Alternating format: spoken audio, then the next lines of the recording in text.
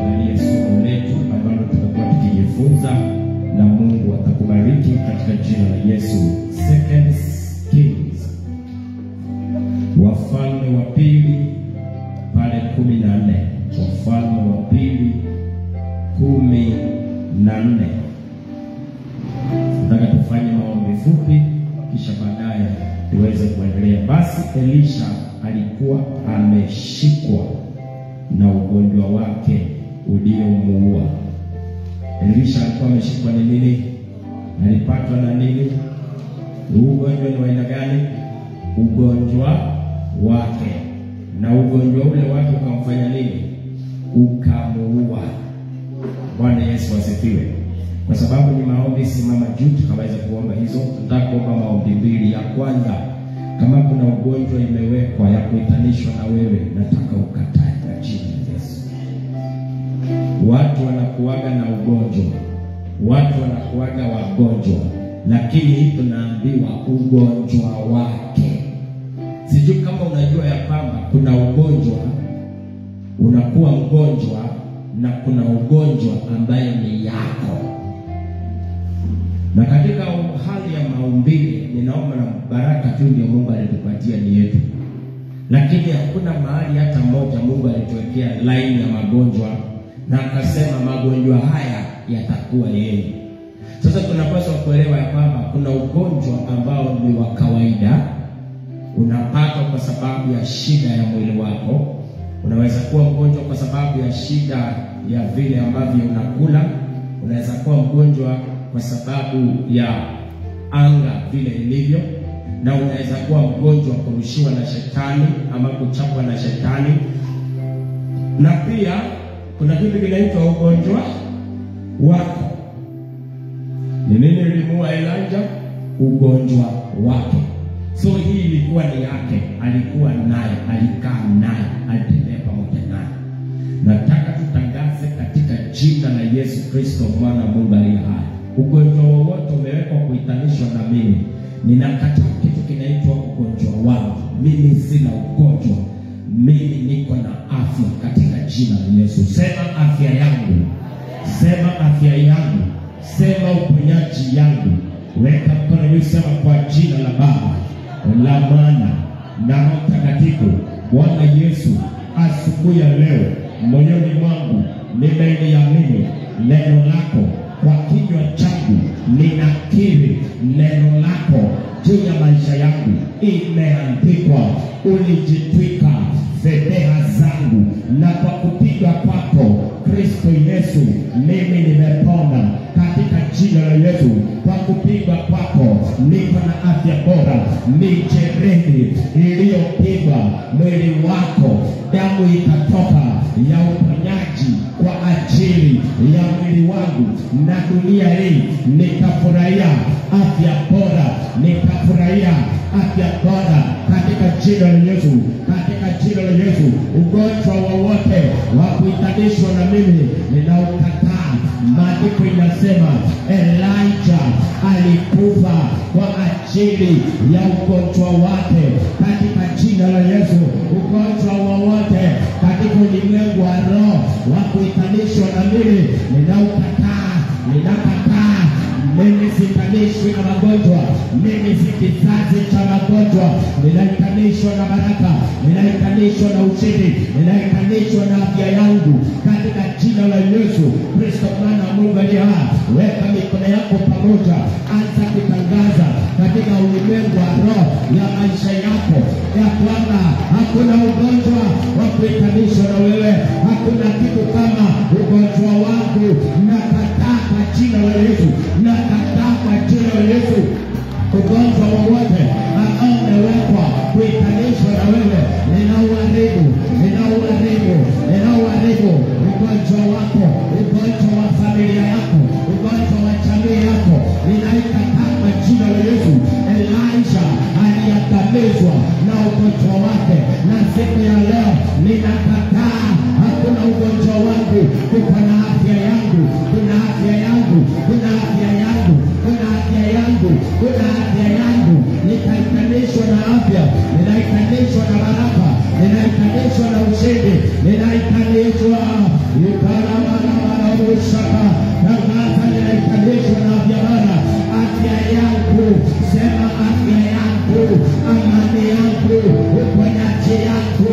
ushindi yangu kwa jina la Baba, la Mwana na Roho Mtakatifu. Sema amen.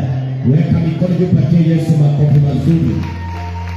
Sema afya yangu, sema afya yangu, sema afya yangu, sema afya yangu. Kwa jina la Yesu sitawahi itanishwa na magonjwa. Eti ugonjwa wangu, sema nakataa.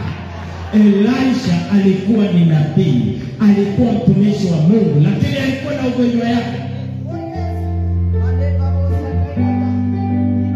Nisikie vile nasema hapa, sikia hii. Alikuwa ameokoka, alikuwa na Mungu, alikuwa anatumika na Mungu, lakini kando na utumishi, sema kando na utumishi, kando na yeye kuwa mwana wa Mungu, pia alikuwa na kaugonjwa kake. Nakataa kwa jina la Yesu. Ninaposema nakataa, nakataa kuokoka na niwe na ugonjwa wangu. Ninakataa kwa jina la Yesu. Ninakataa kwa jina la Yesu. Ninakataa kwa jina la Yesu. Amen. Mhubiri mmoja nilimsikiliza Biblia akasema kwamba kataa kukufa na magonjwa, pona alafu baadaye ni ukufe. Alisema baya nini? Pona alafu baadaye, kwa sababu magonjwa ni powerless.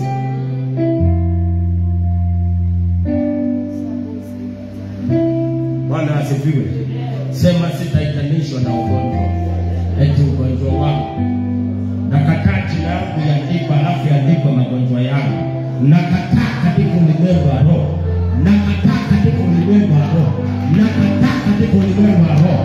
Ninaitanishwa na afya bora, ninaitanishwa na afya bora, ninaitanishwa na afya bora katika kachini. Tena dakika moja tuhame, twende verses 20. 2 Kings chapter 13 verse, we are now in verse 20. Elisha akafa. Nini limuua? Nini limuua? Pengine alikuwa asikufe, pengine alikuwa asifanye, lakini magonjwa imebeba kifo. Sijui kama unaelewa hii. Magonjwa yake ndio ilifanya. Hakuna mtu alimuua. Hakuna mtu alimuua, ni magonjwa ilikuja kumuua. Kumbe magonjwa inaweza kuja kuua wewe. Kumbe ajali inaweza kuja kuua wewe na kutenganisha na chochote cha kuponya kukuua katika jina la Yesu. Maandiko inasema alikufa na ugonjwa wake ni ugonjwa wake uliomuua katika jina la Yesu. Na ninamsikia Yesu akisema ugonjwa wa Lazaro sio wa mauti. Ugonjwa wa Lazaro sio wa kifo. Kwa hivyo kuna magonjwa ya kuua. Ninalaani magonjwa ya vifo katika maisha yako, kwa jamii yako. Ninalaani magonjwa ya kifo. Na Yesu akasema ugonjwa wa Lazaro sio wa mauti katika jina la Yesu. Na kilichomuua Elisha ni ugonjwa wake, ugonjwa wa vifo ipotee kwa maisha yako kwa jina la Yesu. Elisha kafa na wakafanya nini? Wakamzika. Tafadhali tusome pamoja na wewe. Soma Biblia yako, Wafalme wa Pili 13:20. Elisha kafa nao wakamzika. Basi vikosi vya Wamoabu wakaingia katika nchi mwanzo wa mwaka. Twende 21. Ikawa walipokuwa wakimzika mtu, kuna wajamaa wamekuja wanataka kumzika nani? Kuna majamaa walikuwa wanaenda kuzika mtu. Biblia inasema katika nchi mwanzo wa miaka. Ikawa walipokuwa wakimzika mtu, angalia, waliona kikosi. Waliona nini? Kikosi. Wakamtupa yule mtu kaburini mwa Elisha. Wakafanya nini? Wakamtupa wapi? Kwa kaburi la Elisha. Baada ya kuona vikosi fulani vinakuja kinyume na wao, wakamtupa katika kaburi la nani? Elisha alikufa na nini? Elisha alikufa na nini? Na ugonjwa wake. Wakamtupa kwa mtu aliyekufa na nini? Na ugonjwa wake. Mara yule maiti, nani yule? Mara, ongea na mimi, mara Yule maiti akafanya nini? Alipofanya nini? Alipoigusa mifupa. Kumbuka mwanamke alisema nini? Nikigusa mavazi yake mimi nitapona. Ile maiti ilipogusa nini? Mifupa. Sio Elisha, mifupa ya Elisha. Kuna mtu wako tayari kuomba na hili? Kuna mtu wako tayari kuomba na hili? Kuna mtu wako tayari kutangaza hili kwa maisha yake?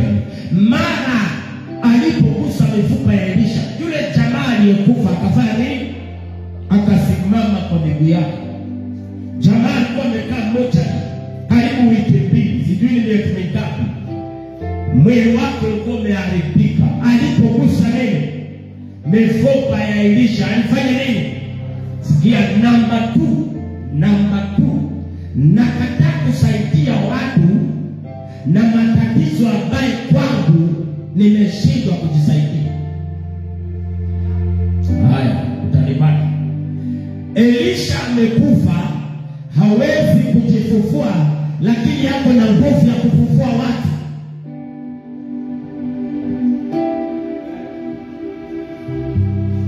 Elisha amekufa, hata amezikwa, lakini kwa mifupa yake kuna nguvu ya uhai. Kuna nguvu ya nini? Ya uhai. Watu ambao wako na shida ya kifo, akina marehemu, akina hayati, walipofika pale, wakifikia Elisha ambaye hata yeye ni marehemu.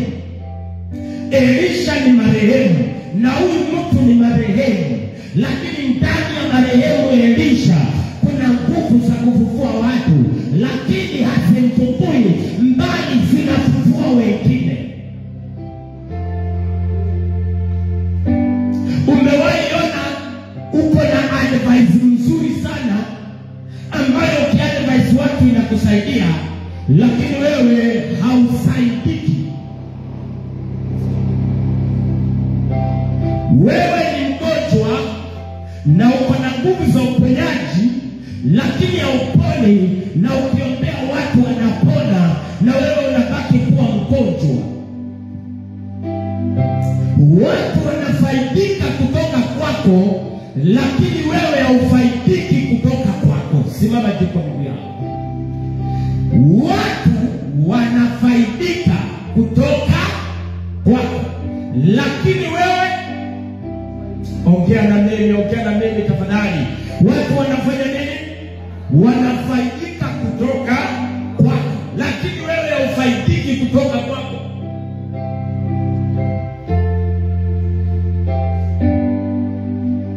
Nakumbuka Matendo ya Mitume 12:16 inasema ya kwamba palikuwa na kijakazi kimoja, msichana aliyekuwa na pepo wa uaguzi, ambao watu walifanya nini? Walifaidika siku nyingi sana kutoka kwake. Huyo mwanamke, huyo msichana alikuwa na pepo, alikuwa na kitu mbaya ndani yake, lakini ndani yake kuna kitu watu walikuwa wanafaidika nayo, na yeye alikuwa faidike nayo. Sijui kama kuna mtu ananipata. Bwana zake, Biblia inasema ya kwamba walifaidika sana. Wakati Paulo alikuja, yule dada akasaidika, akawekwa huru. Waliokuwa wanafaidika kutoka kwake wakaishi vibaya. Sikiliza, unaweza ukaishi hii dunia, uko na uwezo ya kufanya makubwa, lakini makubwa hayakufanyiki wewe na haujifanyii wewe, lakini watu wakija kwako makubwa inawatendekea. Unahitaji kuomba. You are full of powerful ideas. Wewe ni mtu ukipatia mtu idea, akienda kufanya nayo kazi anafaulu, lakini wewe bado ni yule unang'ang'ana. Wewe ni mtu ukiongelesha watu mambo inakuwa sawa. Wewe uko na shida kwa ndoa yako, mbaya tena sana, lakini rafiki yako akija kuletea shida zake za ndoa, ukiomba na yeye, kesho anakuja na testimony, anakuambia imekuwa sawa. Sijui kama kuna mtu ananipata. Elisha amekufa, na nguvu za kufufua ziko ndani yake, lakini hazitumi, haimsaidii. Lakini watu wakija wakiwa wamekufa, wanarudi wakiwa wanatembea. Nakataa kwa jina la Yesu, nakataa kwa jina la Yesu kuwe na chochote kizuri ndani yangu hakinisaidii mimi, kinasaidia wengine. Napaswa kusaidika nayo kwanza katika jina la Yesu. Biblia inasema mpende jirani yako kama vile kwanza unajipenda. Leo nimekuja kutangaza chochote kizuri kiko ndani yako kikufaidi wewe kwanza. Yule marehemu alipokuja alipata Elisha wapi? Ule marehemu alipoletwa alipata Elisha wapi? Kwa kaburi. Akakusanishwa na Elisha, akafanya nini? Akatoka, akawacha nani?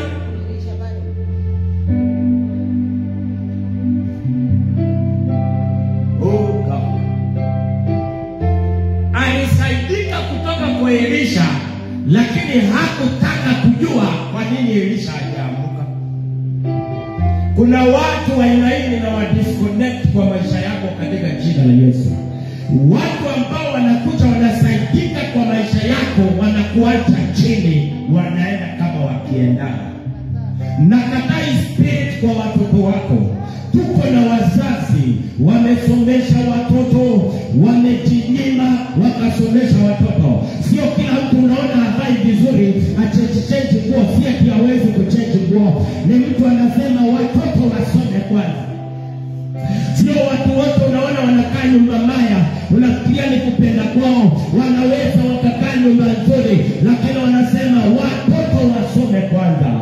Si eti hawawezi wakakula chakula nzuri, wanaweza wakakula chakula nzuri, lakini walisema hata nikula sukuma, niendelee kusukuma na ugali, lakini watoto wasome. Kuna wazazi waliuza shamba, watoto wasome, wakauza magari, watoto wasome, wakajinyima, watoto wasome, wakajinyima chakula kizuri, watoto wasome. Wakati watoto waligraduate, wakapata kazi nzuri, wakaenda wakiendaga. Ninakataa spirit kwa maisha yako. Alipata Elisha, alikuwa kwa shimo, Elisha akamsaidia, akafufuka, hakurudi kutaka kumwangalia na msaidie, alienda akiendaga kabisa.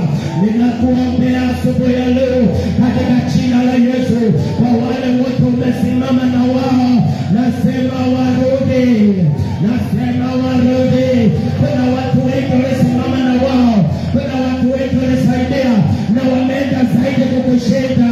Ninawaita mahali waliko, ninawaita kwa jina la Yesu, ninawaita kwa jina la Yesu, warudi waangalie maslahi yako. Bwana asifiwe. Akawacha Elisha wapi? Kwa kaburi. Na ni nani amemsaidia? Sasa ingine kuna watu wako chini lakini wanapeleka watu juu. Akikupeleka juu, rudi. Maana kuna watu wengine upako umewekwa ndani yako, uinue watu ndio wakuja wakuinue. Kuna wazazi hawakujenga na hawatajenga, maana watoto wao ndio wanapaswa kujenga. Lakini ni kazi ya wazazi ku-empower watoto wao na masomo, waende warudi wajenge nyumbani. Kama uko hapa wewe ndio sampuli na ufanye kile unapaswa kufanya, unafanya makosa. Wewe ambao mzazi yako aliteseka kukusomesha, wewe ambaye mpaka shamba iliuzwa, wewe ambao mzazi wako aliteseka mpaka ukapata kazi, halafu umeenda ukiendaka umeacha mzazi wako kwa kaburi, nimetuma nikuambie, rudi kwa aliyekuinua. Rudi. Tuko na watu wazazi wamesimama na wewe, hata kutuma pesa leo wa utumi, hata simu wa upigi. Ni lini ulipigia mzazi wako simu? Ni lini ulitulia mzazi wako simu? Sasa ulimwacha village, ulienda ukiendaga. Na yeye alisimama na wewe, ni yeye aliteseka na wewe, ni yeye aliumia na wewe, lakini baada ya wewe kukua sawa, bado yeye ni mnyonge, umeenda ukiendaga. Ninakuomba kwa jina la Yesu, rudi nyumbani katika jina la Yesu. Leo ukitoka hapa, you need to go and call your parents. Unahitaji kwenda upigie simu aliyesimama na wewe. Roho ya kuzuilia na ya kuachana na kusahau watu ambao walisimama na wewe ni roho ya shetani. Iko watu hapa walisimamiwa, ni marafiki wako walisimama na wewe. Kuna watu hapa ni watu wa nje, sio wa familia yenu. Ni rafiki alisimama na wewe vizuri, lakini wakati uliomoka ulienda ukiendana. Rudi katika jina la Yesu. Hilo kuna kusema kwa jina la Baba, la Mwana na Roho Mtakatifu. Ninakataa kukuwa na nguvu ya kusaidia inayoweza nisaidia, lakini hainisaidii, inasaidia wengine. Hainisaidii, inasaidia wengine. Hainiinui, inainua wengine. Sema kuanzia leo nitatumia nguvu iliyomo ndani mwangu kuinua maisha yangu kwa jina la Baba, la Mwana na Roho Mtakatifu. Sema amina. Hapo Yesu makofi mazuri. Chochote ulifanyia mtu ikampeleka mbali, ujue uko na uwezo ya kufanyia hivyo na uende mbali. Kama uliombea mtu akafanikiwa, uko na uwezo ya kujiombea ufanikiwe. Kama ulisaidia mtu akaenda vizuri, uko na uwezo ya kujisaidia na uende vizuri. Sasa ingine, angalia watu wenye unasaidia, uone huo ndio uwezo niko ndani yako. Kuna watu mko na uwezo, umeinua watu, umesaidia watu sana, lakini nyinyi mmebaki pale pale. Kuanzia leo nataka uendelee kukumbuka watu wote ambao wafanyia chochote. Ujue kile uliwafanyia wakaenda, ujue unaweza ukajifanyia ukaenda. Kama naweza nikakuombea ukapona, naweza nikajiombea nikapona. Nakataa kuwaombea mpone na mimi niendelee kuteseka na magonjwa. Sema nakataa. Kama naweza nikakuombea ukapona, inamaanisha naweza nikajiombea na nikapona. Sema amina. Si Mungu akubariki. Keti chini, keti chini, keti chini, keti chini. Salimia mtu, mwambie kuanzia leo ufaidike na mazuri ambayo iko ndani yako. Amen.